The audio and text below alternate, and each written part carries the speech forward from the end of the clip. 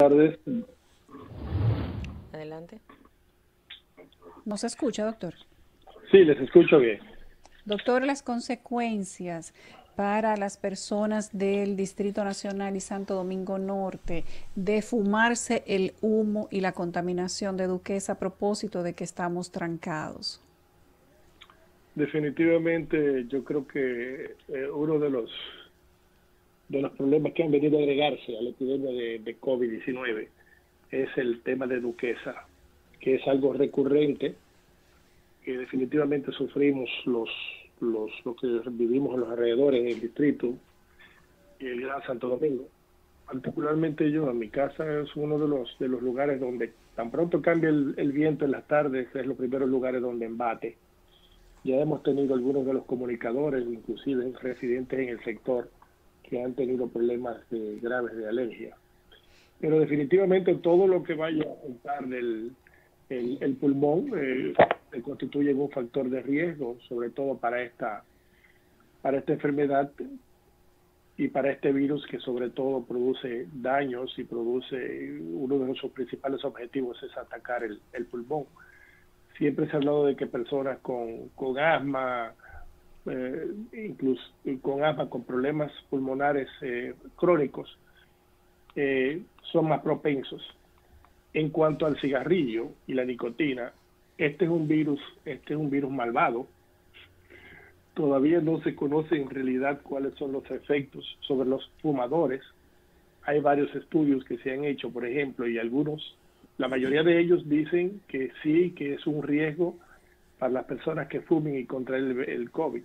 Pero hay estudios en Francia que te dicen que no, que cuando se examinan las tasas de muerte y las tasas de riesgo entre fumadores y no fumadores, parece que la nicotina tiene algún efecto. No creo que el humo de Duquesa esté lleno de nicotina, pero sí de sustancias tóxicas que definitivamente van a contribuir a agravar más la situación, sobre todo aquellas personas que contraen la infección, que muy probablemente iban a pasar sin síntomas, pero que ahora, al agravarse esta situación, pueden empezar a desarrollar síntomas y en ocasiones síntomas graves. Doctor, ¿hay alguna medida paliativa? O sea, tenemos el problema encima. ¿Qué podemos hacer para contrarrestar un poco todo esto? ¿Hay alguna medida? Para contrarrestar lo de Duquesa, yo creo que se han ofrecido ya diferentes alternativas desde hace varios años. Lo que hay que ponerla, yo siento, en ejecución. Para prevenir y para evitar, pues, el uso de las mascarillas definitivamente va a reducir. Y encerrarnos en nuestras casas a la hora que el virus empiece a atacarnos. Yo no encuentro otra medida porque lo que podría solucionar todo esto es dejar de respirar y eso no se puede, creo yo. Que bueno, el que deje de respirar lo entierran. Doctor, a propósito del COVID-19, que es la epidemia que tenemos en este momento de forma mundial, pero que está causando estragos en República Dominicana con más de 9.000 personas contagiadas. Esto supera los contagios de Colombia, de Panamá y de otros países cercanos. ¿Cómo analiza usted la situación del país? Prácticamente en momentos donde ya casi se habla de abrir la economía y de que la gente vuelva a trabajar. Mira, yo creo que los casos que son notificados diariamente en los reportes del ministro están altamente, hay un subregistro importante, y no por culpa del ministro, sino porque hay un subregistro, y es que el 80% de los casos transcurren de manera asintomática. Entonces tú no puedes La gente no saber va a testearse. qué cantidad de personas están asintomáticas si tú en estos momentos estás llegando solamente a las personas que tienen síntomas, porque tu capacidad de laboratorio y tus límites de prueba es limitado y tú quieres irte a las personas que tienen síntomas para saber si están en curso con la enfermedad y establecer un diagnóstico, un pronóstico y trabajar con ellos. Pero obviamente el virus ha estado circulando desde muy temprano. Ya en República Dominicana hay informaciones de que otras personas con el virus estuvieron circulando en el país, mucho antes de que se diera la voz de alarma de la circulación comunitaria. Y es probable que esto se esté multiplicando, el número de casos se esté multiplicado por mucho. En Estados Unidos, por ejemplo, en la ciudad de Santa Clara, en San Francisco, se hizo California, se hizo un estudio con 300 personas, solamente al azar, completamente al azar. Y creo que era el 16% de ellos ya habían desarrollado anticuerpos.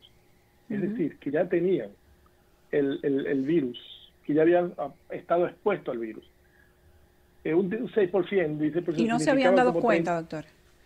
No, la mayoría de la gente no se da cuenta. Eran como 30.000 personas y en el lugar se habían reportado solamente 1.500. Es decir, que era como 30 veces más o 40 veces más el número de casos que se habían sucedido que el número de casos que uno tiene registrado. Yo presumo que cuando se den los resultados de las pruebas serológicas que se están haciendo en San Francisco de Macorís, en Santiago y en otros lugares, la positividad debe estar sobre el 10%, es decir, más del 10% de los dominicanos debe haber ya estado contagiado, expuesto al virus. Estoy hablando de un 10% de los dominicanos, estoy hablando de 1 millón de dominicanos. La otra forma de estimar la prevalencia o cómo estamos en relación a la epidemia son el número de muertes, de fallecimientos. Y yo creo que la epidemia ha sido benévola para con nosotros. Contrario a todos los pronósticos que hemos realizado de que esto va a alcanzar un pico, de que se van a desbordar los establecimientos hospitalarios, la realidad ha sido otra. Las defunciones se han mantenido más o menos estable en lo que se puede denominar como una curva aplanada y los servicios no se han desbordado, lo que es una cosa buena, y para eso trabajamos y para eso hicimos la cuarentena. Bien, se ha mantenido ahí, ojalá podamos seguir ahí, pero ¿hasta cuándo? Doctor, ahí... Obviamente aquí han trabajado las medidas de prevención, de mitigación, mascarilla y distanciamiento han estado obviamente trabajando positivamente. Y la gente encerrada en su casa parcialmente también. Pero yo creo que ya la gente se cansó. Ya la gente se cansó y ya no hay manera de detener la gente en sus casas. Y la gente va a salir. Entonces tenemos que empezar a trabajar sobre otro escenario en estos momentos. La epidemia ya se va. La cuarentena ya va a terminar, yo presumo. Aunque no lo decreten. Bueno, hay 544 menores de edad o niños que han sido afectados por el COVID. ¿Cómo manejar a los niños? Se supone que en principio este virus afectaría más a personas de alta edad, personas con condiciones especiales de salud, pero vemos que prácticamente no sabemos con qué estamos tratando. Definitivamente el virus es como un bebé que está creciendo y él está aprendiendo a interaccionar con nosotros, a cómo comportarse con nosotros. Todos los días aprendemos algo nuevo y todos los días tenemos que cambiar algunas estrategias para tomar otras en función del comportamiento de este virus. Entonces, una de las cosas que sí parecen evidentes por las epidemias que se han tenido en Asia, en Estados Unidos y en Europa, es que el virus afecta más gravemente a las personas mayores de 60 años. Esos son los que realmente tienen una mortalidad, una letalidad del virus mucho más alta. 7 de cada persona de más de 80 años pueden terminar en la muerte si son afectadas con el virus. 13 de aquellos que tienen 70 o más pueden terminar con la muerte. Y los de 60 años tienen un 3% también, uno de cada 33 de los que se enferman terminan falleciendo. En los niños no sucede eso, afortunadamente. Hay casos de muerte, de fallecimientos en niños y casos que han necesitado internamiento, pero el virus ha sido magnánimo en este aspecto, no está atacando a los niños, está atacando solamente a nosotros los viejos. A ustedes no, ustedes son jóvenes todavía, pero a los que están en mi edad, es que este ángel de la muerte ha venido tocando puertas y nos hace los más vulnerables. Leí un estudio recientemente, doctor. Leí recientemente un estudio de una universidad del Reino Unido que decía que habían tenido un hallazgo hecho por las autopsias a diferentes personas que habían muerto por COVID-19 creo que se refrendó también con una investigación en Italia y hablaba de que las personas entre 30 y 45 años eran el porcentaje más alto de los que morían por coagulación sanguínea luego de contraer el COVID-19. Bueno, lo que yo sé y lo que yo he leído es que del total de fallecimientos, alrededor de un 20% corresponde a personas dentro de esas edades. De las causas porque ese grupo etario de edad muere, es muy probablemente lo que usted refiere con ese tipo de patología. ¿Y a qué se debería eso? Estamos aprendiendo del virus, estamos aprendiendo. Yo creo que el virus definitivamente ataca fuertemente a todas las personas. Los que son más jóvenes tienen más resistencia, pero algunos no los logran. Los que son más viejos tienen problemas inmunitarios, nuestras defensas son menores, y definitivamente el virus nos lleva más rápido y con signos y síntomas más graves todavía. Podríamos decir que aprende de la debilidad. Sí, el virus está tratando de... Porque mira, este es un virus, es una proteína que se mueve, pero como todos esos seres vivos y todos los virus que nos atacan, ellos lo que hacen es que tratan de convivir con nosotros. Los anteriores coronavirus, por ejemplo, el SARS, que nos afectó en 2003, entró y desapareció naturalmente, sin que nadie sepa cómo entró ni cómo desapareció, porque tenía una letalidad muy alta. Es decir, casi el 30 o el 20% de las personas que los contraían mueren. Y cuando el virus mata a muchos de sus huéspedes, está atentando contra su propia vida. Este virus es más inteligente y dijo, yo voy a tener una mortalidad más baja, no voy a matar tanta gente. Por eso te digo que son muchísimos los dominicanos que ya han estado expuestos al virus. Entonces no voy a matar a toda esa gente, pero me voy a hacer más transmisible. Me transmito más fácilmente. Y entonces eso es lo que agrava la situación. Y te digo, y este es el abordaje que tiene a todos los países dentro de esa disyuntiva sobre qué estrategia es la que realmente funciona. Hemos visto que entre los mismos Estados Unidos hay diferentes estados que tienen respuesta al virus. En Asia pasó lo mismo. En cambio, en Europa, lo que pasó en Italia, que está pasando actualmente en España y el Reino Unido, es grave. Lo de los países escandinavos, hay un caso muy extraño allí, que es el caso de los suecos. Los suecos optaron por no tomar ninguna medida de cuarentena. Y como es un virus que la mayoría de las personas le pasa sin afectarlos, ellos decidieron que la mayor parte de la gente se infectara. Es decir, esto no es un maratón, no es una carrera corta distancia, es un maratón. Vámonos a lo largo, vamos a dejar que la gente se enferme. Vamos a asumir que un grupo importante va a fallecer en esto, pero después toda la gente va a estar con anticuerpos y el virus no va a seguir transmitiéndose y no vamos a tener que afectar nuestra economía. Esa es una estrategia que están aplicando y que ahora se está revisando. ¿Por qué? Porque el número de muertes en Suecia, que tiene 10 millones de habitantes, es 10 veces, por ejemplo, mayor que en República Dominicana. Allí se han muerto alrededor de 4.000 personas. La mayoría con mayores de esas edades y muchos en los asilos, y eso es lo que ellos atribuyen a esto, pero ellos han seguido su vida normal. Doctor. Y más del 60% de los suecos dicen que sí, que esa es la estrategia que quieren seguir. Jódanlo, viejo.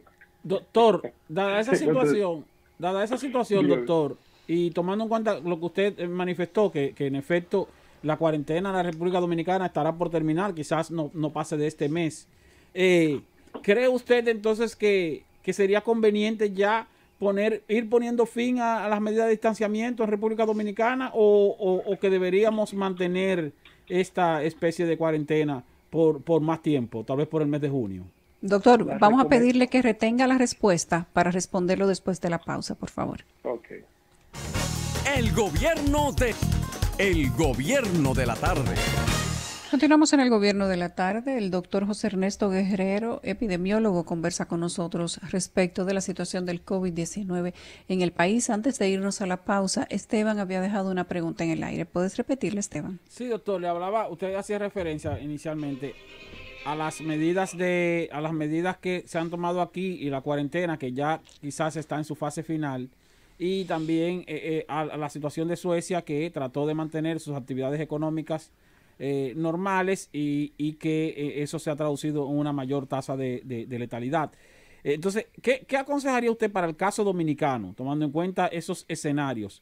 ¿Cree usted que se debería extender la cuarentena en el país más allá de mayo, o que debería entonces haber un proceso de apertura gradual y que eso, aunque eso implique algún tipo de riesgo de que continúe creciendo la propagación? Buenas, doctor. Definitivamente no podemos permanecer todo el tiempo encerrados. Ya te dije hace un momento que la gente va a salir. ¿Usted me escucha? Sí, lo estamos escuchando. Sí, continúa. Okay. Definitivamente la gente, quiérase o no, va a salir y va a romper lo que nosotros quisiéramos que se mantuviera, una cuarentena. La cuarentena que hemos hecho nosotros aparentemente ha tenido éxito. ¿Por qué? Porque cuando le iniciamos dijimos, vamos a aplanar la curva, y aplanamos la curva. Ahora estamos teniendo aproximadamente 10 a 15 fallecimientos diarios. Tenemos que tomar la disyuntiva de cuándo reabrir y cuándo no reabrir la economía. Yo creo que nosotros no vamos a quedar atrás, la gente se va a desbordar y la va a abrir.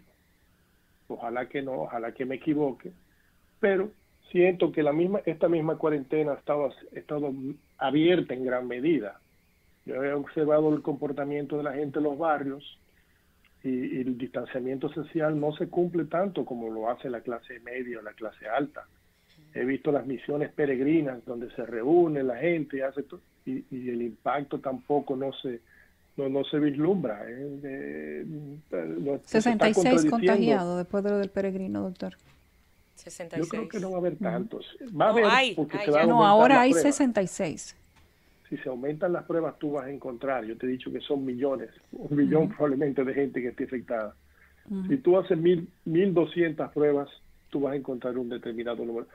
Aumento de pruebas, aumento de casos. Por eso yo decía que lo más certero en seguir en estos momentos para el comportamiento de la epidemia, aunque es un poco tarde, son los fallecimientos. Porque el número de casos, como te dije, depende del número de pruebas, depende del número de personas que tengan asintomáticos, e inclusive depende de la prueba misma, si es una PCR o si es una prueba rápida. También tiene falsos positivos, falsos negativos, para que te digan dónde tú debiste hacerlo. Pero en fin, volviendo a la cuarentena, el gobierno ha establecido que se mantenga por lo menos esto hasta el 17. Vamos a esperar a que se mantenga hasta el 17 así, y después lo ideal, como tú dices, es reabrir paulatinamente los negocios donde se tenga menos riesgo a los demás riesgos. Hay algunos indicadores que se han trazado para los países, pero que muy pocos cumplen, sobre cómo tú decidir cuándo abrir la economía o no. Te cito algunos de ellos. Algunos de ellos es que tú tengas pruebas rápidas y de laboratorio, PCR, en cantidades suficientes como para que el que la necesite rápidamente, para que el que la necesite pueda acceder a ella rápidamente, o que tú puedas investigar en los casos donde hay brotes o donde surjan casos. Que tú tengas un buen sistema de seguimiento de casos. Te estoy hablando cuando la epidemia va bajando, se supone que van a haber menos casos y tú podrás investigar los contactos, darle seguimiento a los contactos y contener la transmisión. Otra medida importante es que tú tengas camas suficientes, equipos para los hospitalarios necesarios y personal con equipos también de protección en los establecimientos hospitalarios. Y cuarto, que por lo menos haya un descenso en el número de fallecimientos o en el número de casos sostenido por lo menos por 14 días. Cuando tú veas que la curva por 14 días va aportando menos casos o menos fallecimientos, llega al 14 días, entonces ya es hora entonces de yo empezar a reabrir. Pero lo que estamos viendo en todos los países ahora mismo es que es la presión social la que está rompiendo la cuarentena. Es la presión social, y sobre todo en países como los nuestros, donde hay gente que tiene que buscarse sustento diariamente, donde el calor dentro de las casas, ahora en verano la gente no lo va a aguantar, la gente está hastiada también, y la gente quiere estar en libertad, y a la gente se le va a olvidar un poco los muertos, y va a querer salir, la gente va a querer salir. Tú le preguntas a los dominicanos ya en esta semana, después de ver las imágenes que se presenten en la televisión sobre España, sobre Estados Unidos, cómo van abriendo, la gente está diciendo, sí, queremos que se abra, porque todos queremos que se abra, y todos queremos que termine esto. En todo caso, observando, doctor, una cosa piensa el burro y otra el virus que lo apareja. Sí, doctor, en todo caso, tomando en cuenta que nosotros tenemos una tasa de mortalidad relativamente baja, de letalidad relativamente baja, y tomando en cuenta lo que usted en teoría plantea, de que pudiéramos tener una cantidad de casos que pudiera llegar tal vez al millón de casos positivos si hiciéramos un levantamiento completo del país. Quiere decir que hay una alta proporción en el país de personas que sencillamente están resistiendo el virus, o sea, que son personas asintomáticas que tal vez ya se han contagiado y se han recuperado o se han sanado sin darse cuenta. Así es. Entonces eso podría plantear, eso podría plantear la posibilidad de un proceso de apertura o de reactivación de la cotidianidad o de la normalidad con pocos efectos negativos relativamente. Eso sería hacerse el sueco. Vamos a subir entonces que si aumenta la cantidad, el porcentaje de personas con anticuerpos dentro de la comunidad, vamos a tener lo que unos llaman inmunidad de rebaño o inmunidad colectiva. Cuando el 50% de las personas tengan anticuerpos, es muy probablemente que ahí lo que nosotros los epidemiólogos llamamos un RO, que son unas tasas de ataque, se van a reducir a cero. Entonces la epidemia, el virus va a tener mucho más dificultad para transmitirse de una persona a otra y termina.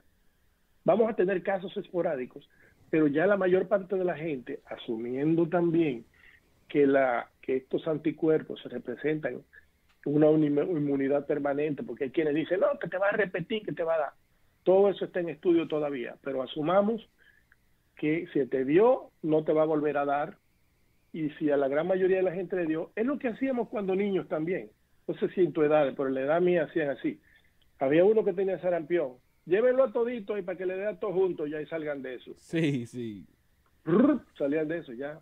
Había que esperar otra vez que se acumularan muchos susceptibles a que 3, 4, 5 años volviera otra vez la epidemia de sarampión. Es lo mismo que estamos hablando ahora. Y es el principio que se usa también con las vacunas, también inmunizar una parte de la población importante para tratar de cortar la transmisión. Esa información, ¿cómo la tenemos? Con lo que tú dices, no hay que hacerle la prueba a 1 millón de habitantes. Y yo creo que el ministerio lo está haciendo ya. Están haciendo unos estudios, demuestra que se hace de la misma manera como se hacen las encuestas políticas. Una muestra al azar, escojamos un grupo de personas al azar, hagámosle la prueba y veamos en la comunidad qué proporción de esas personas ya han estado expuestas al virus. Como dije, más del 80% no van a tener ningún síntoma o síntomas muy leves. Yo ahora mismo me estoy preguntando si yo en enero tuve el virus, porque yo estaba en Miami y mi hija enfermó en la oficina, estuvo muy mal, y yo me enfermé con problemas de garganta y todo lo demás, y síntomas que ahora pero yo pude haber tenido eso, pero nadie pensaba en eso todavía en enero, y ya el virus estaba circulando en Estados Unidos también, y aquí también. Entonces, yo no me he hecho la prueba, pero mucha gente que mira retrospectivamente podría encontrarse en esa situación. Bueno, Por eso es importante a veces también tener acceso a esas pruebas rápidas, que no te dice si tú tienes una enfermedad en curso, pero te dice si has estado por lo menos expuesto anteriormente a este virus. Doctor, fue el caso de la paciente que dice que cree haber sido quizás la número 1. Aquí partimos del italiano, pero esa persona que estuvo aquí en enero dice después que se fue que es muy posible que ella haya estado aquí con el virus, porque cuando fue allá de regreso a su país, a España, entonces se hizo pruebas y entonces dio positivo mucho tiempo después. Así es. Así es muy probable que así sea. O se contagió allá y empezó a desarrollar los síntomas aquí, pero lo que ella relata te refieres a la periodista española, Sí. es que en su viaje de regreso tosió y contagió quién sabe cuántas personas de aquí para allá. Así es. Ahorita Porque nos no van lo a decir los sabía. españoles que nosotros fue lo que le llevamos el virus, ¿no? Bueno, ellos trajeron cosas peores. Doctor, muchas gracias por haber compartido con nosotros en el gobierno de la tarde. Ha Yulisa, estado, dígame, muchas gracias. Y ha nada, estado con también. nosotros el doctor José Ernesto Guerrero.